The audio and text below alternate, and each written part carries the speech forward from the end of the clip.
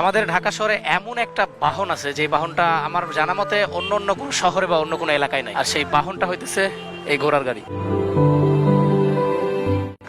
গুলিস্তান থেকে সদরঘাট কিংবা সদরঘাট থেকে গুলিস্তান যাতায়াতে এই ঘোড়ার গাড়ি দেখা যায়।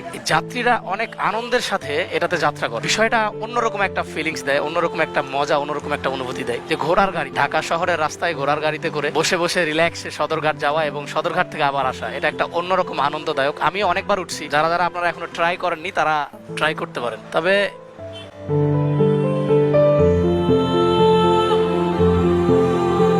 এই ঘোড়াগুলোর উপরে আসলে অনেক অত্যাচার করা হয়। কেন বললাম অত্যাচার করা হয়? কারণ তাদের চেহারাগুলো দেখলে বুঝতে পারবে তাদের উপরে কি টাইপের অত্যাচার করা হয়।